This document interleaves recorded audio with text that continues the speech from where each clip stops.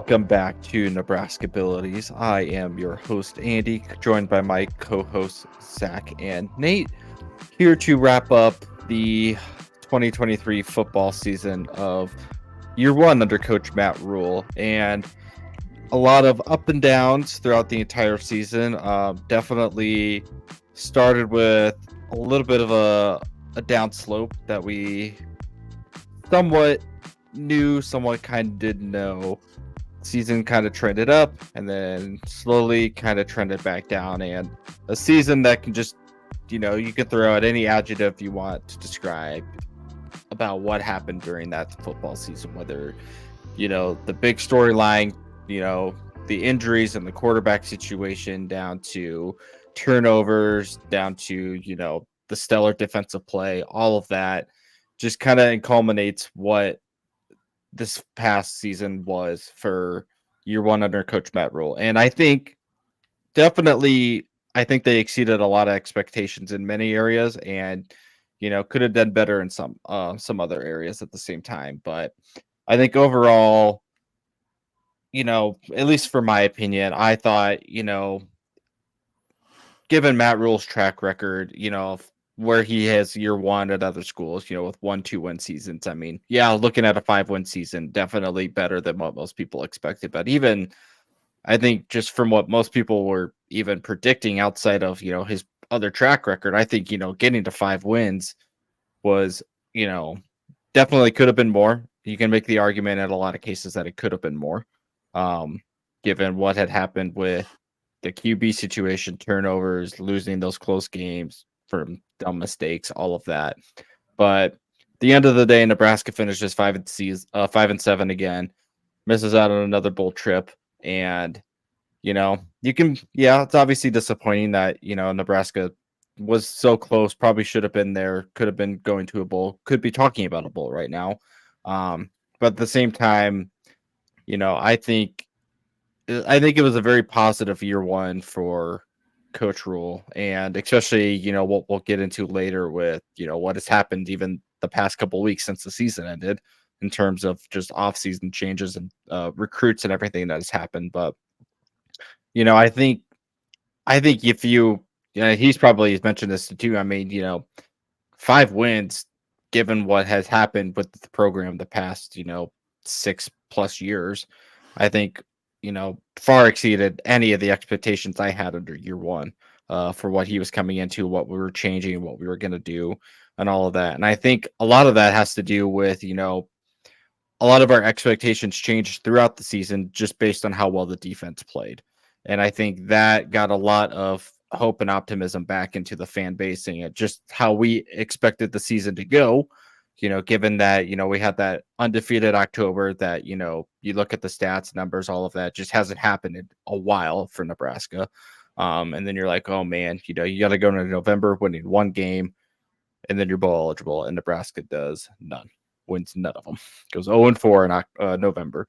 So yeah, definitely disappointing end of the season. But at least for me, I thought Nebraska ended year one under Matt Rule as on a positive note, and I think I'm positive in the terms of what we look at from the beginning of the season, what we thought was going to happen to the end of the season. I think overall, you could definitely tell that this is a different staff and a different culture that is being implemented that Matt Rule wants to build up Nebraska. I think if you look at year one under Scott versus year one under Rule, there, you can definitely tell there are different changes of what the staff wants to do, what they want to do long term going forward, what they want to do in terms of instilling the culture in Nebraska. And I think, from the beginning of the season to the end of the season, offensive wise, you can make the argument there really wasn't any progress. Now, a lot of that chalked up to injuries of having to play your backups, your QB rotation, running back rotation, wide receiver rotation, you name it.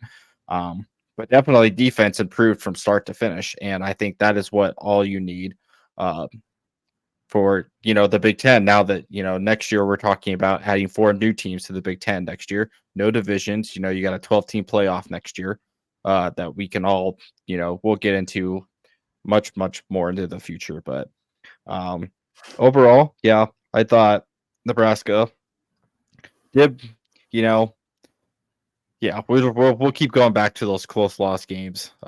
Definitely, I know we said it throughout the as the season went on. It's like they would keep looking back at the Minnesota game as one that got away, and it still is definitely one that got away. But then you look at any of the November games, and you're like, all of those were ones that got away that Nebraska should have won, probably could have won, type thing. But yeah, I thought I'm happy with how year one under Matt Rule went. I mean, I'm not overly like, angry type thing that, Nebraska missed out on another bowl. But like, yeah, it sucks. But I think what we've seen is like, what Rule wants to do now going forward. He talks about it. You were seeing actual progress play out in front of you. Whereas, we said with Scott is like, he kept saying these things, but we never actually saw them develop or come to fruition, anything like that. And, Rule is going out there and he's telling you these things. You're actually seeing progress happening. You're actually seeing the kids, the players buy into what he is actually selling and pitching. And I think that is what Nebraska needed. I know we talked about this when he first got hired too. And I was like, you need somebody like this that is actually going to come through on their word. So with that, yeah, I'll pass it to Nate there. Your overall season thoughts, and yeah, we'll go from there. Yeah, I'd like to trademark a term that hopefully we can use for this single episode here and then throw away and never have to use again. But I think that the 2023 season to me was riding the roller coaster. um, but it Yes. was definitely up and Boo. down. We need a clap track in the background there. I think it's missing. But no, it was an up and down season. There were a lot of highs, a lot of lows. We kind of experienced just about everything we could with this team this year. It was a lot of growing pains, but as you said, Andy, there's a lot of, I think, positive momentum ultimately going forward. I mean, I remember going into the season, I personally was worried about our defense even being able to wrap up and tackle, and they blew those expectations out of the water, and were a top 25 defense in the nation, I think, at the end of the day, and that was great to see. The offense, on the other hand, top 25 worst probably in the nation. Bottom 5 worst. No, top 25 worst. Positive spin.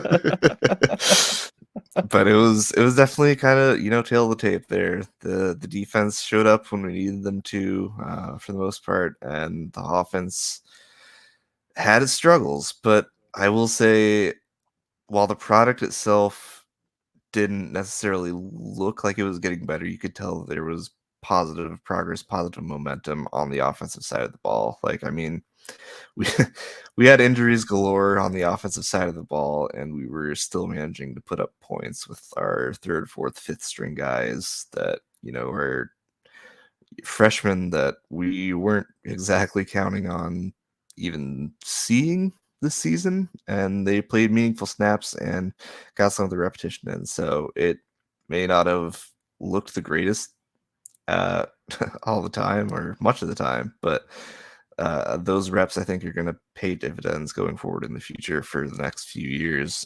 Just kind of being able to get that game experience and everything. It's gonna be huge for a lot of the guys. And I mean, guys had to step up. We had two of our starting running backs go down, and people had to fill in at running back. And we got to see Emmett Johnson really emerge as a prime candidate to possibly be starting running back next season. Anthony Grant took a little bit of a tumble, but I'd say he at least kind of redeemed himself down the stretch by holding on to the ball finally. It was just kind of very, very up and down. I mean, quarterback play ultimately dictated a lot of how the offense ran. They're the field general. They manage the game, and unfortunately, we were not blessed with top tier quarterbacking this year. Hats off to everyone in that quarterback room. I will say, I think they gave it their best. I don't think anyone went into the game, trying to throw the game or anything, but it wasn't, at the end of the day, a great product, and I don't know. I'll salute them for going out and trying though, because they could have just as well come out every week, especially during that 4-game slide in November, and just said, "Eh, here's a couple extra interceptions or another fumble here and there." But you could tell they were at least trying. They were buying into the system and were, giving it their best shot. So that's really all I can ask.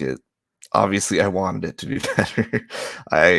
I was hoping, I believe I was a 7-win prediction, and I think we easily could have hit that or even surpassed that if we had some competent quarterbacking play. So I certainly am frustrated personally from that aspect of it, but uh, I can't say that they didn't give effort, and there was growth.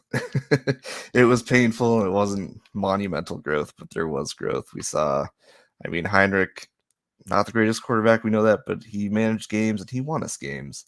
Jeff Sims, sure, he made some money off of his Amigos deal, so I'll give him that. And then Chuba, he had a couple of really crucial interceptions, but those last couple games where he was playing some meaningful minutes, it seemed like he was more often than not a difference maker that was at least trying to make plays and coming up with some decent plays down the stretch. So it'll be interesting to see kind of down the road in the future how everything shakes out. But overall this season, yeah, I'd say positive momentum. A lot of, like you said, Andy, a lot of everyone was thinking maybe a 1 or 2 win season, 3 wins maybe.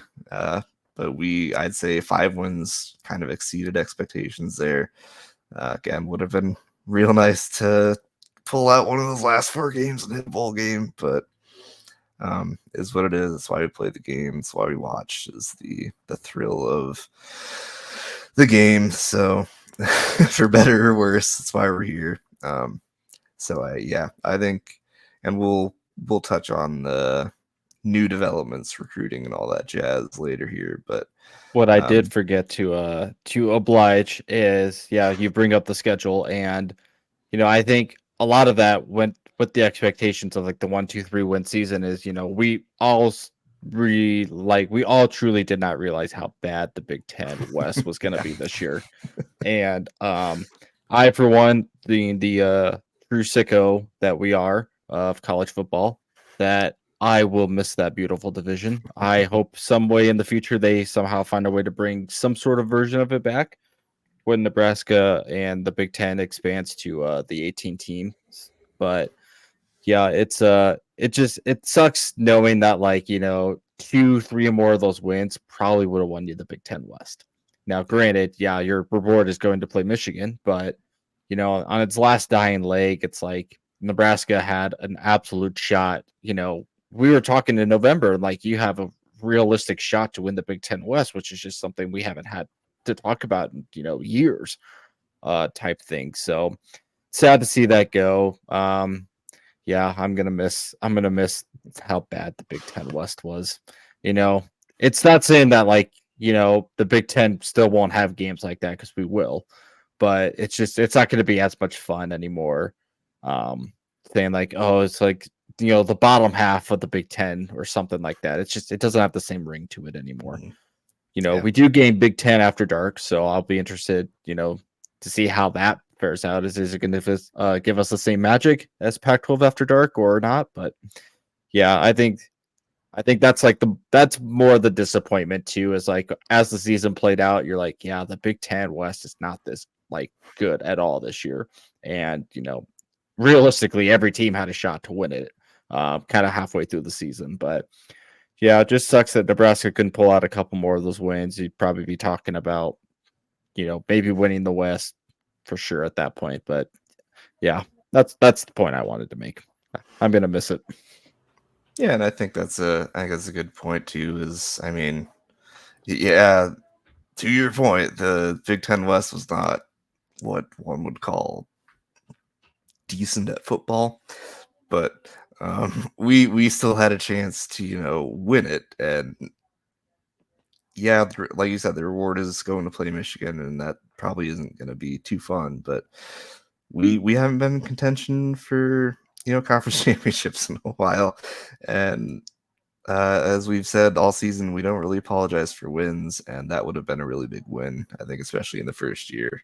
A lot of momentum could have been gained from that, but still, it was a good season. It's on to 2024, but I think overall 2023 is going to go down as a team that fought hard to the end, and I think that's something that I assume most Nebraskans are at least proud to watch a team that consistently gave in that effort and didn't just give up and roll over. So hopefully they keep that kind of mantra going into 2024, and Rule just keeps on chugging, and we keep on chugging that Roulade. So with that, I'll pass it over to Zach on kind of his closing thoughts. I mean, you guys kind of touched on most of it already, so I don't have too much else to add, but I do know one of the things that after we've had basically a month to digest how the Husker season went and just kind of sit and reflect on it, I guess, if you will, as fans, clearly, is that you could tell afterwards, and I think Rule had always been not establishing, but he'd always been talking about it in the way that, you can't build a house, you can't build the walls to a house until you have the foundation built, and I think this season's 100% indicative of that, as disappointing as it was. And I think that's kind of how we felt at the end too, is like, yeah, we're disappointed that we didn't get to a bowl game, but we are thoroughly impressed that we got as far as we did compared to like what you guys were saying, where, we thought anywhere between 1 to 3 wins was the ceiling. And it just made it all that much better when we won out in October. We almost, we more or less almost won Minnesota until we didn't. I mean, there was a lot of good in the season. It just didn't seem to show up. You know what I mean? It didn't seem to quite be. It didn't result how Husker fans wanted it to. But I think, again, the season was by far a success in multiple ways, outside of the win-loss column. And so, I mean, if you take a look at it, a little bit further back outside of the win-loss, there's a lot of good to be had at what Rule brought. And I mean, we might be already diving a bit too deep into it, but with the news that's come out recently with us, if for those that don't know at this point, landing Dylan Raiola, and we get to keep Daniel Kalen. I mean, what? the future, I think, of the Husker team is pretty bright. I mean, those last few years of Frost's tenure, we saw pretty much a downhill slide where you could tell that recruits really didn't want to be here, but Nebraska was the best option out of all the other options they had because of the notoriety that Nebraska had and stuff like that. So it is interesting to see just that the tone shift, and going back to the idea of the whole foundational thing.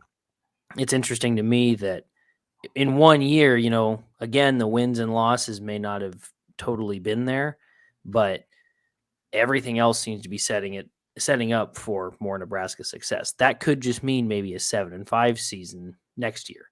That's already better than we've done in the past few years.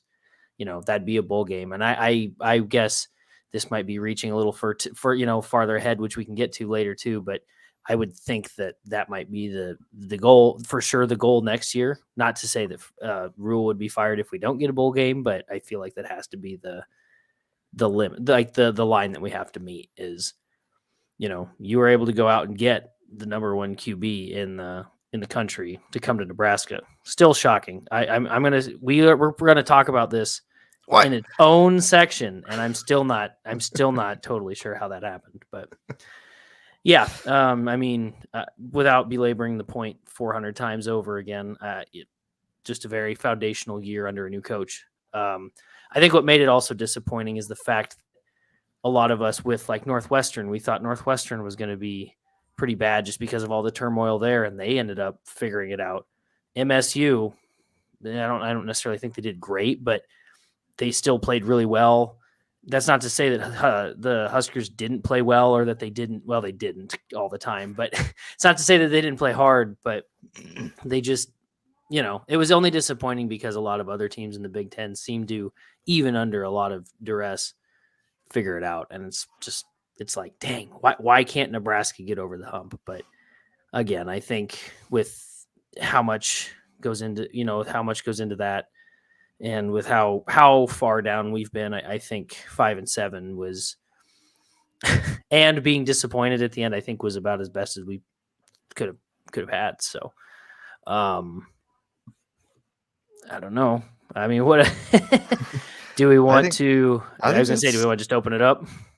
I mean, I think that's a good discussion. Just, I mean, culture is a big thing, and I know even before we started the podcast, when Frost was, in control, we knew coming out of the Mike Riley era that there needed to be a big culture change, and we were hoping to see that with Scott Frost. And there were maybe some hints, at least initially, that he was trying to get guys to buy into kind of his vision, but ultimately that didn't really pan out. We saw, I don't know, like you said, it seemed like recruits were just there because it was an option, not because it was their top option.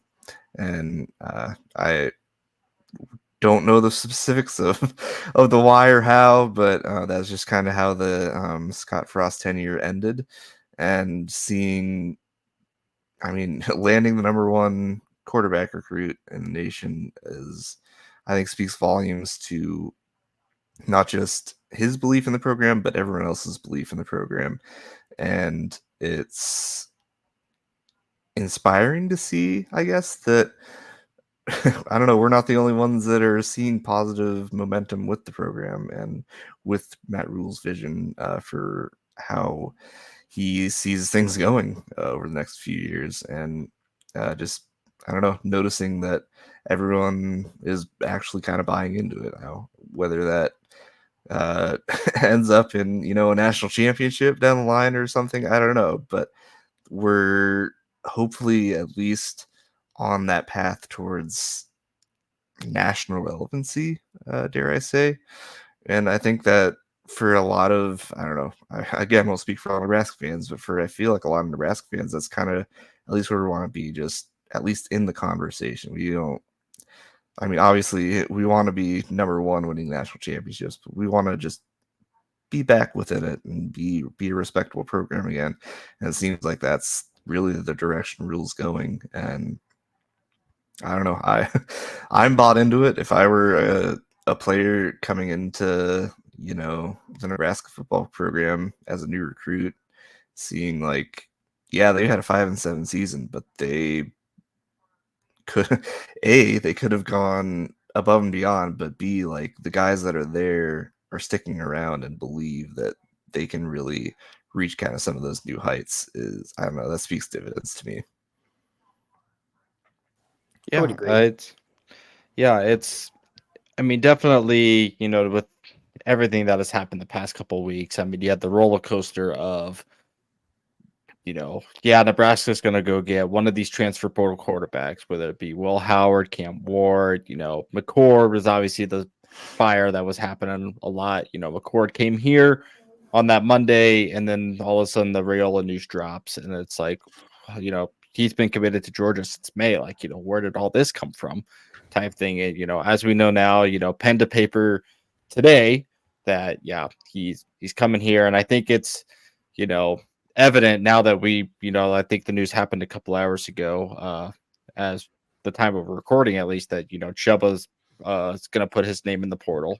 So I definitely just shows that, like, unless Rule goes and gets a veteran guy just to have in the quarterback room, I mean, you're looking for sure at a Dillon starting next year. And it goes with Rule's, what he wants to do and develop these young guys. And, he doesn't want to build out of the portal. He wants to build through recruiting and build, his program from the ground up through recruits and high school kids rather than going to get portal.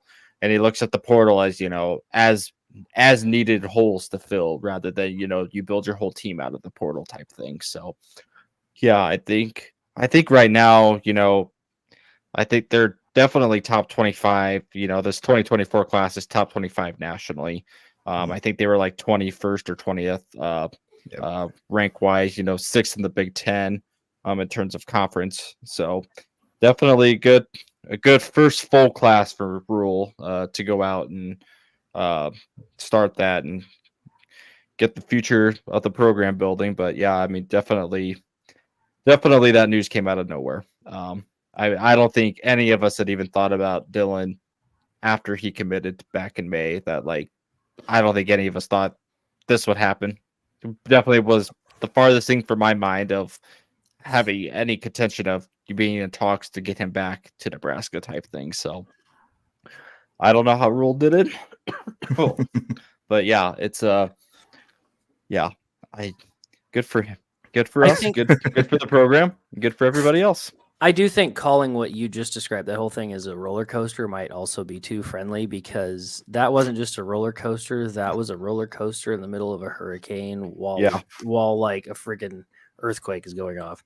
Because I remember, so like when it was, McCord has entered the transfer portal and then he was coming here. It's like, oh, okay. I mean, I wouldn't be upset about that. He played at Ohio State. Like, right. Anybody that was like, oh, I don't think this kid's going to be a good fit for Nebraska. It's like, he lost one game as a starter, and that was to the team that's the number one team right now in the country, as Michigan. Yeah. And I think I don't remember if I read this or if I had looked it up or what exactly, but apparently McCord's stats at Ohio State this last year would have broken a bunch of our records for quarterbacks, or it would have at least been one of the best quarterback seasons in the past decade or whatever, something like that. And it's just like, I was like, yeah, I'm good with McCord. And then all of a sudden, 2 days after that news came out, then it's like, oh, Dylan Raiola might come back to freaking Nebraska. We're all like, what? And then on top of that, you also had the news where Daniel Kalen might be going to Michigan State. It's like, what is going on? It's like, of course, we have all these good things happen, and then it's like in the middle of that, there's a bunch of bad stuff that's like, oh, well, now Dylan might still be in contact with Georgia. It's like, that one, I guess, made sense. But it was just like, holy cow. And on top of all that, we also had some of the coaching carousel. It didn't really happen, but there was a period of time where we thought Tony White was going to leave. Mm-hmm. And then we signed him on with a boatload of extra money. We said, yo, you should stay. And I think his contract you're good at your job. I think his contract, and that's going to be great. Defensive continuity is going to be huge. Mm-hmm. Even though we had a couple guys that declared for the draft. Was that who did declare for the draft? One was Omar Brown. Omar Brown, and was it Newsom? Who's the other one? Newsom. That's right. Andy, you were on mute there. Yeah. Pure hands, Billy Kemp for sure. Oh, yeah. That's right, Billy Kemp. Yep. Yeah. There was another one that just declared too, wasn't there? Or was it just those three? Were those three the big ones? Those are the big ones that I've seen so far. Which there are more returners than people that have declared for the draft. Yeah, left so far. Ben Hart announced that he's coming back. Gifford's coming back. I know there were other ones that we had texted about that I don't. Yeah, Bullock coming back too. But I know we've had our gripes about Ben Hart, but I think just getting a returning experienced offensive lineman in the Big Ten coming back with now what we're probably presuming is going to be a true freshman starter. I mean, you give him all the protection that you need right now, because knowing Nebraska football history, it's someone's gonna get hurt at some point. So, well, and I this might be a hot take, and I know I said I was done doing those for the season, but the season's over, so I get to do whatever I want now. Right. But I did think that Ben Hart, maybe not the most improved, but definitely had the best trajectory in terms of like overall improvement. He might not have been the most improved, but he definitely showed that he could improve. And again, he did make every lineman that we had this year on the offensive line made mistakes, and they were no bones about it. They had injuries too. I mean, there were a couple that went out. So I mean, it's everybody in the offense was injured, but that definitely year 1 to year 2 for old Donnie there, definitely improvement. And now that year 3 with returning starters coming back, I mean, hopefully that line is just going to be much more improved, much better. as the years go on. But yeah, like you said, you're now have to be extra cautious now that you're protecting the most valuable asset on the offense right now. Mm-hmm. But Well, and then on top of that too, this is all rumor right now at this point, obviously, but there's a rumor that Nebraska he had a Rule had a press conference today, which I didn't get to watch, unfortunately, but somebody had asked him in the media about what's the plan for QB coach, because it was discussed way earlier in the season before that. Satterfield was also the QB coach this year, but he initially was supposed to be the tight ends coach. So, that might have been part of the issue where Sat wasn't coaching up the position group that he's necessarily as good with the QBs, where he would have been better with tight ends. So, of course, now the question is, we got Dylan Raiola to come in. We've got Daniel Kalen also coming in. Well, obviously, we're going to want a QB coach. And he declined to comment on it, but he definitely made a comment that sounded like we have something in the works. Didn't want to talk about it yet. And it was something like that. And so and then I guess the rumor that I remember hearing is that it was supposedly the guy that's Patrick Mahomes' QB coach or something. Oh yeah. I can't think of his name right off, but yeah. I personally have only seen a couple things, and those are usually like those hype Twitter accounts. I haven't really seen any, I haven't really seen much in terms of smoke and fire there, but we'll see. I mean, I'm sure something is coming down the works. And I was just reading an article before we started that ESPN labeled Nebraska as winning the early signing day and the transfer portal up to this point. So, I mean, I guess I didn't mean to do this, but that was a really good transition. I suppose we can start talking about that. I would love to say I planned that. I didn't, but it just worked out. Unless you guys had anything else you wanted to touch on. No, I mean, yeah, we talked about, obviously we got the big fish. What? Yeah, I know. In case you guys haven't heard yet. Yeah, I mean, it's so hard to talk about recruits too, just because, I mean, you never know what's going to happen with them. Obviously you get your big name recruits, but I mean, unless you're deep diving into, that's going to be your whole focus. I mean, it's more than likely, some of these recruits we may never see play at Nebraska type thing, but Nebraska, they got the big fish, and it only takes one, just to cause a ripple effect of other recruits kind of looking, be like, what's going on over there in Lincoln?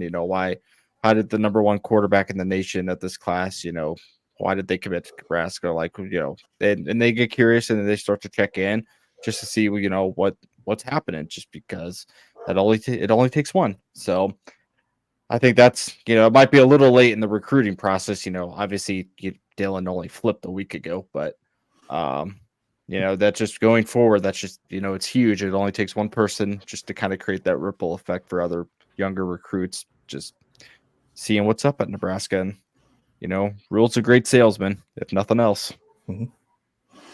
Isn't there another signing day in like February or something though too? I think it's January. Okay. Well, so I mean, it's not necessarily too late to your. And then you'll have like the spring ball transfer portal after that ends and all that. So I mean, it's entirely possible that, I mean, Nebraska, depending on which recruits they got, I mean, they're obviously still going to be looking to fill holes. I mean, I think you probably need to add another offensive weapon, whether that's running back, receiver, QB type in the from the portal somewhere. And whether Nebraska does that now or after spring ball, I think they have to fill that part of the role somewhere, because I have no idea. You don't know what Gabe's going to be like next year. You don't know what Ramir's going to be like next year. What Emmett Johnson's going to be like next year. So I think just getting a piece in the running back room is probably what they're looking for, and hopefully what they're looking for. And definitely at wide receiver too. I mean, I know you have your younger guys, Malachi, Jaden, Jalen, all of them, but I think you probably need some sort of veteran, experienced guy that has played some Power 5 football at wide receiver, just to kind of help round out that room too. If the younger guys are not stepping up or anything like that, I mean, you kind of need a for sure safety blanket to go to. In the past, I mean, you've always had like Westerkamp, you've had gosh, I don't know, Stanley Morgan, Trey Palmer, kind of your safety blankets at wide receiver that you could always depend on and throw to. So I think Nebraska hopefully should kind of look into that. Just see if they can get anybody out of the portal, just with some experience to kind of round out those groups, at least on the offensive side. Defensive side, I haven't really paid too much attention. I mean, I know they got a lot of guys coming back. Obviously, the Tony White, re-signing, extending his contract, upping what we pay him is definitely good for him to stay here. But defense next year, and it's just going to be, are they going to regress a little bit from players they lost? Are they going to stay the same? Are they going to be better?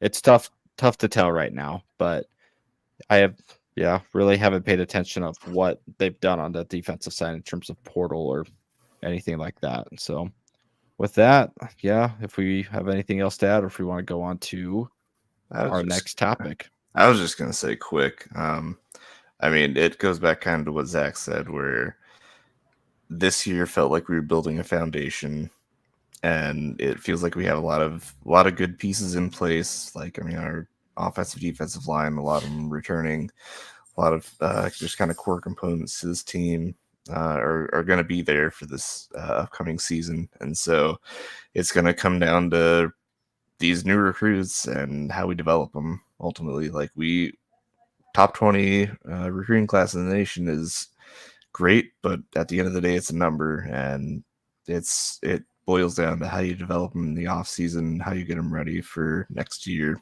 and how you prepare them for Big Ten football. And so hopefully that works out in our favor, and I have all the faith in the world that Rule knows what he's doing, is going to manage the situation well. But it's just kind of that big question mark still of, we got the guys. It's just kind of all boils down to whether they live up to the potential or not. And again, that's why we watch the games. That's why we're fans. That's why we keep drinking the Kool-Aid. It's because the potential is there, and it's exciting. So, but it's like that's Andy just said. Kind of my.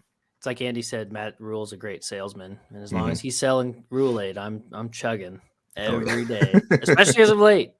To the other point, with just some other early signing day big pickups. As I'm reading through this ESPN article, just skimming it, I should say.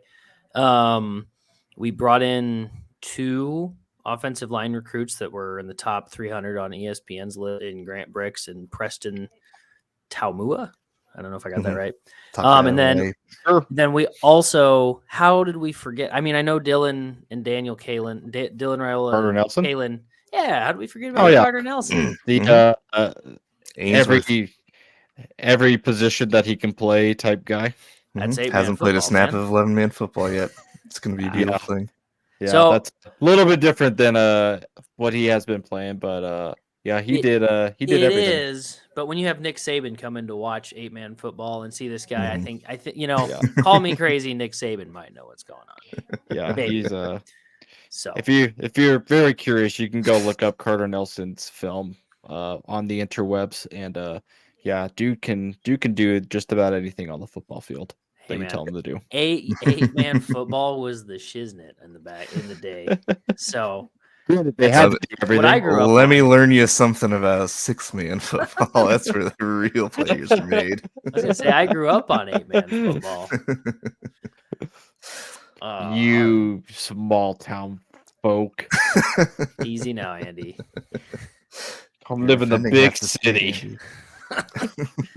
No thanks. I like my quiet. I like my quiet living as it is. Well, the Husker football team was not the only Well, I don't know if it's fully a highlight, but they were not the only highlight over the past month. Volleyball team made #volleyball school. And I unfortunately had to keep up with it on my phone, so I didn't get to watch the game in full. But I do remember talking to you guys saying, "Oh, you know what? I think Nebraska matches up better with Texas." Boy, that We did not were age well. wrong. I want to walk back that take. I was wrong. legit thought we did. I was like, "Oh, I mean, I thought Wisconsin Don't since have to go up Wisconsin against a had our number." 6'9" chick. Yeah. Yeah, exactly. And Wisconsin had our number since we beat them that one time in Mhm. October. So then, of course, then they beat us, at home in November or whatever. But like, fine, and that was all cool and dandy. But I was like, Wisconsin just kind of knows us. They played us twice. At that point, it would have been their third time. I was like, I think Wisconsin knows us. Texas, I thought was the not easier. I don't want to say easier because any team that gets to the natty or the national championship game is not to be overlooked. But Mhm. 100%, I was like, nah. I think the volleyball team's got it. And all of this coming into a rebuilding year, as many people coined it, the youth. Really, to me, I guess the biggest takeaway was all the comments. I can't remember who made it. It was a really great comment in the post-game press conference where Harper. where she said, "That's okay. I feel like we're going to win three national three in a row. championships after this." It's like, and I mean, that's good. I mean, you could tell that they took the loss personally and are like, "All right, well, let's run it back next year and only win this time." So I love it. I was disappointed that we lost, like any Husker fan would be, obviously, but the run to get there was. It always reminds me why volleyball is just so much fun to watch because that run to get up there was a sight to be seen. It was awesome. So Right, and that's my take on it. I didn't get to watch the game, so I'll let you guys talk about this one. the natty, yeah, like I said, I want to walk back that take of I thought we'd match up better with Texas. Boy, was I wrong. But I think at the same time, I'm kind of glad that it was just a swift kick to death. How that game went. I'm glad it wasn't like a 5-set heartbreaking loss. Like it was very much a quick death of how that game went. And it's like, okay, it's over. Like it was the second and third sets were just like they just dragged us out back and put us down. That's all that was. But overall, you look at the season. I mean, you look at how it started. You had volleyball day. Break the women's attendance world record for a single sporting event. And then you go through the season. They eventually break the indoor season volleyball attendance record, which I think was just the last national. I think was the national championship game, anyways. But you just look at women's sports in general, and just women's volleyball. It's just getting more national attention on TV, breaking all these attendance records. Nebraska doing a lot of that themselves, but breaking viewership numbers, all of that. And, I know it's always, it kind of started out as just like, oh, Nebraska's jokingly kind of like a volleyball school. But I mean, they really are not even just a volleyball school. It's just like a women's athletic school right now. If you look at, the women's soccer team went to, I think the Elite Eight, I think is how far they went. Lost to eventual champion. Yes. And then Amy Williams with the basketball team doing really well. Softball does really well every single year. I know I don't follow them that much, but I know they're also in contention for the postseason every single year. And women's sports at Nebraska is just, it's something else right now. And at the top of that pyramid, it's obviously John Cook and the volleyball team. And just how it started, you had the high of volleyball day. You had, the upset of Wisconsin that at your home court, you beat them in 5 sets, reverse sweep them. And that whole euphoric day of, Nebraska beats Northwestern in football. Then you go home, and Nebraska reverse sweep Wisconsin. I mean, you just had such an awesome sports day. That was, some might call it an immaculate sports weekend. It was an immaculate. I think all of our football teams won that weekend too for NFL. So yeah, it was beautiful. That was a great weekend.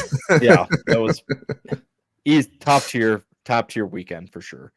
But you go back and you look at the volleyball team. It's just what they've done for Nebraska women's sports in general. It's something that it's going to be so hard. Once John Cook eventually retires, is how long. I don't want to keep saying that. Like, how long is it going to last? Like, is it just going to keep being a powerhouse program because he left it in good shape? Is it just because of John Cook type thing? But we'll worry about that in the future.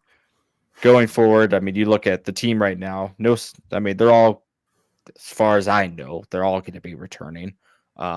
You had a couple of transfers already from the portal, and that's some of them were expected. Just because you're playing behind these now going to be sophomores, the majority of the team, and they're obviously going to try to run it back, like Harper said in their post game, followed by Becca Alex. F yeah, comment. Boy, she is a competitor. I love watching Becca Alex play. I mean, she's so fierce, and she if you get blocked by her, she lets it, she lets you know it, type thing. But yeah, it's nice to always have volleyball to fall back on when football makes us sad, or most Husker sports makes us sad in general. And But man, has that been the case Yeah. for the last few years lately. But yeah, just obviously a disappointing way at the end of the season, but I think just what volleyball has done for the program, the state, just women's sports in general, something that I hope that they keep trying to expand, and they keep trying to find new ways and new heights to keep lifting that up, and getting more attention and more people involved there. But pass it to you, Nate, for your final thoughts before we go on to our next one. Yeah, no, it's exciting to see, like you said.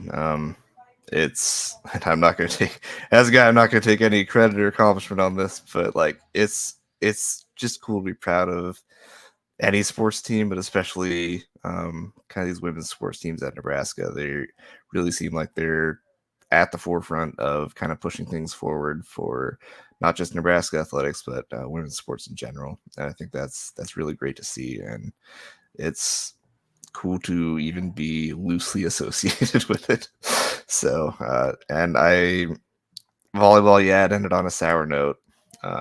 Texas was the more experienced team. They had just come off winning the Natty last year. But I think it's a good lesson for us. We came in, as a juggernaut, but we were still young, inexperienced, and I just from listening to all the press conferences afterwards, I think they're already a pissed off 2024 Husker volleyball team that seems like they might go on a bit of a rampage next year. And if I had to guess, losing no players or no notable players, I think they could easily accomplish that. So I think the John Cook conversation, something to be had at some point, but I'm just going to enjoy the ride for now and see where it takes them. So I don't know, man. that's John my Cook thoughts. doesn't look like he's slowing down though either. No. I mean, he's getting older, obviously, but he certainly doesn't look like he's ready to give it up. Mhm. I mean, heck, he won, I wouldn't be surprised if he announces, like, if we win another one, I would not be surprised if he ends it there. If we would have won on Sunday, if we would have won, It would be a big I would have topic. been like, I could see it. Yeah, I don't know if it would have happened, but I could have been like, okay, Right. Now he's comfortable, he can go out, especially based on how you guys just talked about, going from volleyball day to that. Mhm. Honestly, that would have been like the perfect way to get right into the sunset. And I mean, I don't personally think we have to worry as much about John Cook, because I think we've all kind of figured out that his understudy in Jordan Larson's probably going to take over. I mean, She knows a thing or two about volleyball. It turns out, yeah, Just yeah, a thing or two. she might know. She might know what's up. So, I think he's built a program respectable enough at this point. Now, of course, as Husker football fans, we said, Tom Right. Osborne did a good job doing that. Frank Solich will be good, and then we see where that got us. Maybe I should probably hit the brakes a bit, but I think we'll still be able to maintain some pretty good. And also with Jordan Larson being an Olympic volleyball player, I guess I don't know. I would assume maybe former at this point, unless she still plays. Anyway, Don't think so. regardless, I know she's played in the Olympics. That's a pretty good resume, I would say. That I think that's a I know what I'm doing moment. And then didn't John Cook also win Coach of the Year? Yes. Yep. So Yes. that would have been the perfect one to say, hey, I'm riding out into the sunset. Like, But he just has to do it again next year. Yeah, he's got at least 3 more to win, according to Harper. So yes. darn. Shoot. I guess we'll just ride the wave.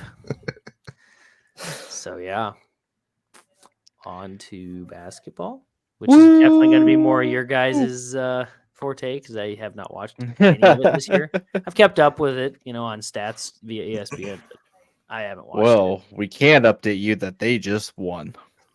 it. All right. They just Grand beat, Forks, North Dakota, so fighting they are now 10-2 on the season. But I think going into the season, definitely for Fred, this was his most experienced, complete team in terms of not having to build your entire roster out of the portal like he's had to do before.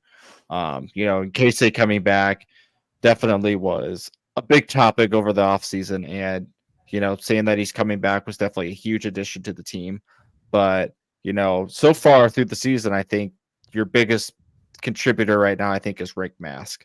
I think he's been such a helpful piece, and replacing Derek Walker last year, which I thought was their biggest ask right now, was Derek Walker did so much for them last year. And so how are you going to fill that role again? And I think Rick Mask has done a really fine job.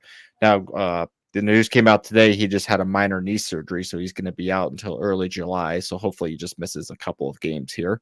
Probably could have used them tonight because I think I just saw a stat that like North Dakota had 17 offensive rebounds, which not ideal. Generally don't want that number probably above 10, considering. But Nebraska, you schedule your non-conference games the way you think your team is going to handle. And, Fred definitely went into scheduling the non-conference games kind of as an ease-in, not scheduling necessarily all cupcake teams, but, teams that you definitely should win and beat pretty handily, just as your team gels together before you really get into the big games of grinding Big Ten conference play. And, Nebraska went into that Creighton game, all the high hopes, and then there wasn't a single second after. It was probably 4-3. That was even close. Wasn't a single 3-pointer missed by Creighton. Yeah. Those so 40 minutes. That happened, and then you get to the Minnesota game where it's like, oh, they had such a great response. They're up, 13 at half, and then Nebraska loses. I don't know if I've ever seen an implosion like that second half of the Minnesota game than ever in basketball. I mean, that was probably some of the worst basketball they've played all year. Yep. And then they come back and then they beat Michigan State. So it's like, you don't know what you're going to get from this team. And I don't know about really like that. Then you beat Kansas State on the road, who has lost twice under their current head coach in the past 3 years at home. Yep. In non-conference play. So it's like, you don't know what you're going to get from this team. But Nebraska's 10-2 right now. And I think, we're starting to figure out more about this team as, Casey's not as effective as he has been last year. And I think that's because teams are starting to figure out how to play him more. So hopefully Fred kind of figures out a way around that. But, he's still lethal from downtown.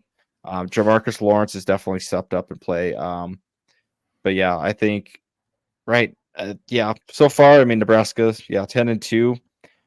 Going into the Meta Conference play that's going to happen. I think they have one more. Yeah, they have their last non-conference game before that's really, all conference games. But so far, Fred's obviously the best start under Fred since he's been here. And hopefully they keep winning. But it's been fun to watch this team. I wouldn't say it's all been fun. Yeah, but it's mostly been fun. Yeah, and I mean, this is I think Fred's kind of prove-it season where, I mean, we, like you said, he has the team. We got a lot of guys coming back. A lot of good starting potential. I mean, Juwan Gary's been balling out lately. Casey's back. Yes, you have Rink Mast and Josiah Alec kind of locking down the paint, and so This was kind of the deepest team Fred's had, and expectations were there to, they should be making at least some semblance of a run towards the NCAA tournament. And returns so far, I mean, honestly, outside of the Minnesota game, pretty good. Creighton is good, and if they're gonna shoot 300% from the 3-point line. I don't think there's a team that's really going to be able to guard that. So hats off to them there. That seems like a really good percentage. Yeah, it was. I was shocked when they kept what's- adding like 5 points on every 3-pointer, but I guess It's how what the you game's call played above now. average. Every time they made a 3-pointer, you just had McDermott just looking at the table like It's that's more than 3 points just the whole time. I'll give Creighton credit. They knew what we were gonna do to try to guard them defensively, and they beat it every single time.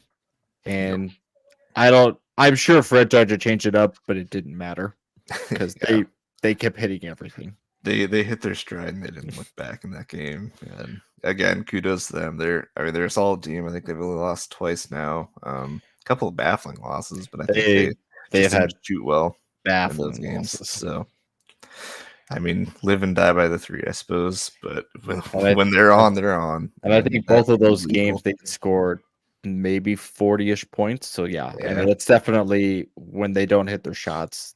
I mean, you can say that about any team, but definitely Creighton lives and dies by the 3.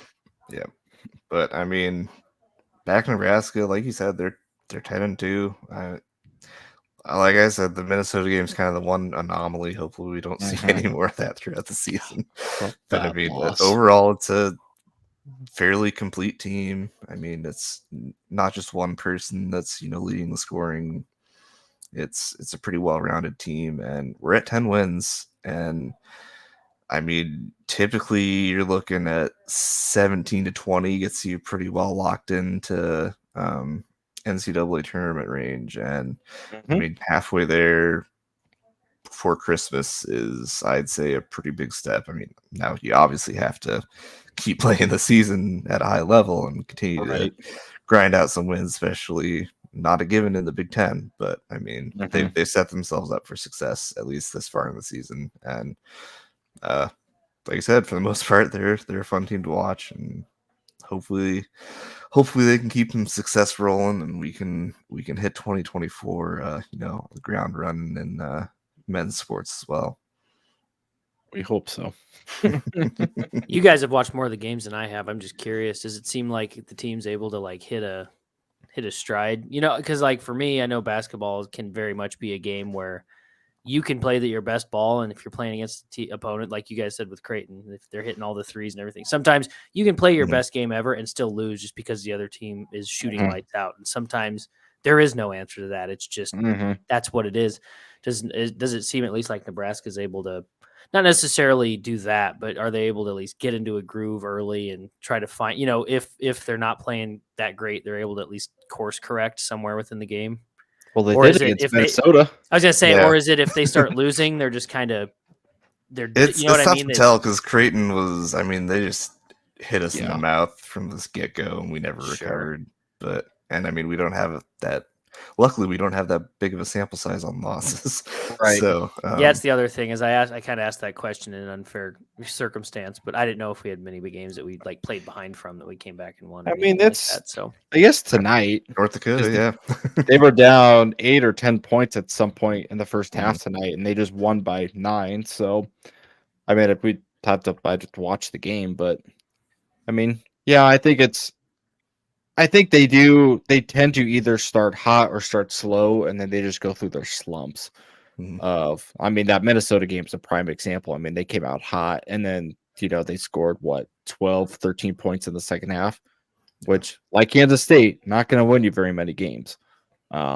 Which, I still baffled about that Kansas State game. I mean, I don't know how you go. A Power 5 program goes 13 points in the second half, but Nebraska kind of did it too, so I can now understand why. Yeah, I'm hoping I can actually watch more basketball so I can, talk about this more someday, but this year has not been the year to do that. So, yeah, I think what's our next? I don't think we have much else to say. Not really. I mean, I did throw on 2024 predictions here. There was a couple other football 17-0. There were a couple other like football related things that I probably put these in the wrong order. So, there's our final award. We'll get to that. We'll get to that in a minute. Okay. Well, my prediction 17-0. So block it. Obviously, we're going to revisit all this stuff. Obviously, we're going to revisit all this stuff next year before the season starts. Oh, so we're just throwing out bogus predictions now? Absolutely. Whoa, it's not Well, bogus. I don't know about both. Why? It's not bogus. No when it's one's true. gonna hold me accountable for this prediction. That was what we're saying. That is true. I mean, that is a fair assessment. We'll be able to be like, hey, remember what we said in December? Don't believe any of that. I'm gonna raise Andy 17-0 to 18-0. We're gonna play so well. They're gonna put us in the Super Bowl. Oh. That's all I got. If it's right now, I don't want to play the 49ers. Call me crazy. I don't know if I want to see a college team play any NFL team. For that matter. I do still. This is not think just any college team. This is the 2024 Nebraska Cornhuskers we're talking about. Fair enough. I do think though, I do love the idea of the whole relegation side of things where, some college team gets to play the worst team in the NFL. And then if the college team wins, they get to be the new NFL team. That would be super funny. That would be funny. But I don't foresee that happening. But, okay, well then I'll put a slightly realistic one down. But I want to see. So here's why. Here's why I want to do this. Because I want to see if I maintain the same idea from right now, as of early signing day today, to preseason when we talk about it come August or whenever. So my prediction, and I'm just talking regular season, but I'm going to say we make a bowl game, 7-5. I think it's going to be another not rough foundational year, but kind of leaning more on that foundation. But we finally get our bowl game and we go 7-5. So it's not going to be like, I don't think it's going to be the greatest turnaround. Well, I don't know, because next year's schedule's a little tough. You look at the front half of that schedule, and I mean, I think 7-0. I think we could go into, is it UCLA or USC that we play at that Ohio eighth game? State. Yeah, it's Ohio State after you get through, your supposed Indiana, your 7-win games. Yeah. Okay, yeah. And you So go to I Ohio State. legit think we could go into Ohio State 7-0. Now, granted, there's a lot of that's going to have to go into that, and still want to see what the wide receiver room is going to look like at that point. But that's what I mean is I think as of today, and you start out with 5 home games in a row. Mm-hmm. Oh, so that's going to be nice, but I feel like that also might hurt us a little bit because 4. I'm counting the spring game. Sorry, she started 4 home games in a row. Yeah, spring game is technically a home game. Still, I mean that. Yeah, you start out with 4 home games. All right. Well, I mean, yeah. So I do think 7-5, maybe 8-4. I think maybe we eke out a win somewhere that we're not expecting to.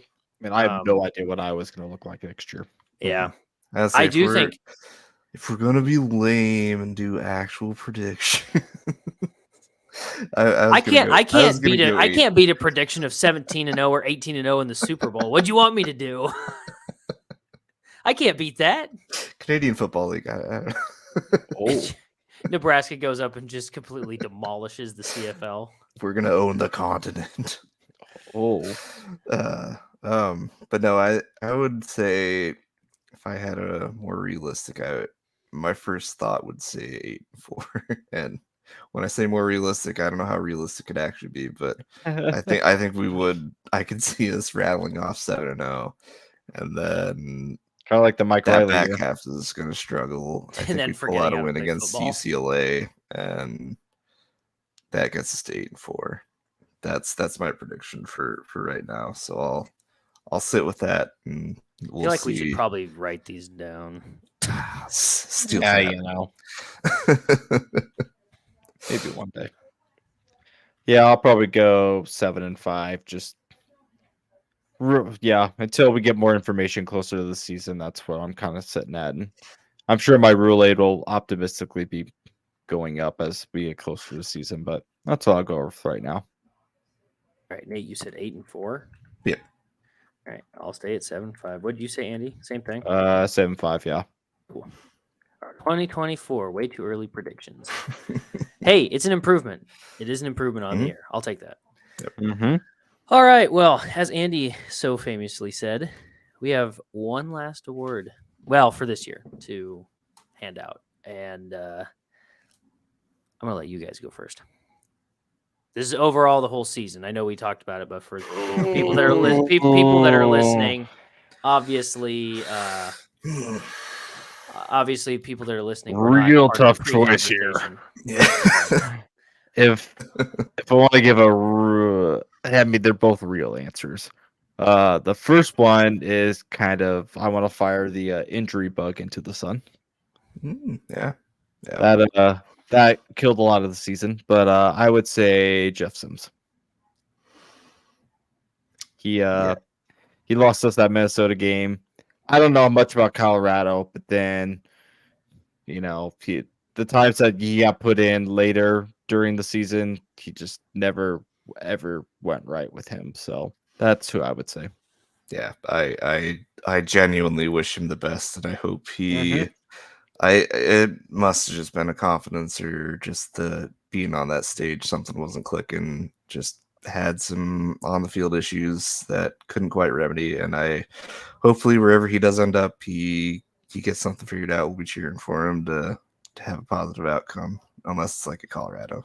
Yeah, but Yeah, no, we won't. Cheer yeah, for I'm that. gonna have to go fire the crispy meat burrito and soft taco boy into the sun.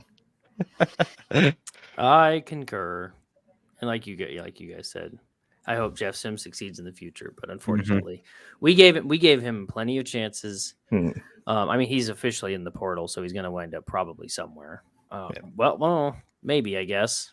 I don't know about a Power 5, but No, but maybe he'll go back to Georgia Tech.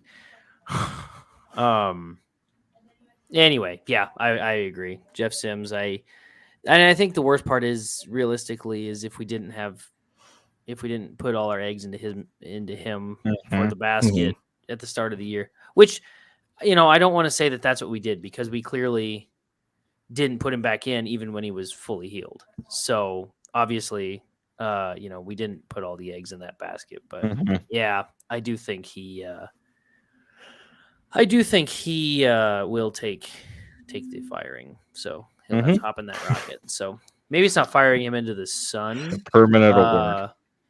It's the Fire him into the For the portal. season. For destination. For express route, Yeah.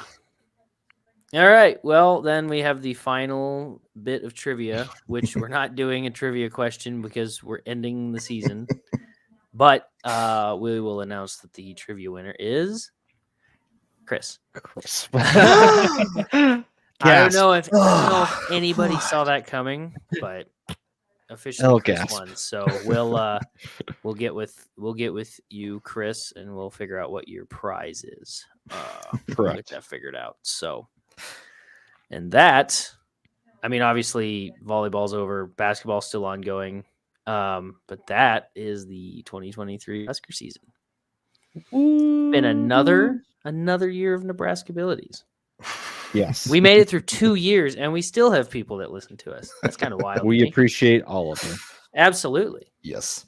You guys have so many other Husker podcasts, yet you chose us. I mean, people are allowed to listen to multiple things at once, but I suppose. We appreciate all of our listeners. Absolutely. Which brings us to the future of our podcast. The future. Which sounds very ominous. It sounds really bad, but we're still working some things out, but there will be an announcement coming soon. So we're going to leave you with a little bit of a cliffhanger, but stay tuned because there's more coming. So yes, there's an announcement of Nebraskabilities coming soon. So stay tuned for that. If you have friends that you want to get into our podcast or enemies. Or enemies. Well, I don't know. Do we really want our enemies listening? Their enemies listening to us? More ears, I guess. Drive up those numbers. We're just in it to hopefully get sponsored by like Runza or HelloFresh or something. Maybe I'll give you a HelloFresh code. Use code Nebraskabilities at checkout for 50% off. Have you played Raid Shadow Legends? I guess that's it. That's all we got for 2023. I know we kind of already said it, but thanks for everybody for listening and putting up with us for another year. Thea also agrees. Yeah, vehemently disagrees. This has been a horrible season. she's very upset that we don't get to continue on for the year. She stayed as quiet as she could. She's upset that there's no bowl game to talk about, which quite frankly, so am I. get it. Yeah. But I understand. So Right. I want to say thank you again to everybody for another year, for second year. Yes. I'll let you guys take it away. Yeah, you go, Nate. Okay, I'll do a quick just shout out to all the listeners and supporters. We do appreciate you. We love and welcome any and all feedback. And let's keep this thing going into 2024. A lot of opportunities. I think Matt Rule's gonna be cooking up something special. So stay tuned. Let Rule cook. That's right. That is all I have to say. And as always, skirts by 90. So with that, as we always say, if it's a possibility, it's a Nebraskability.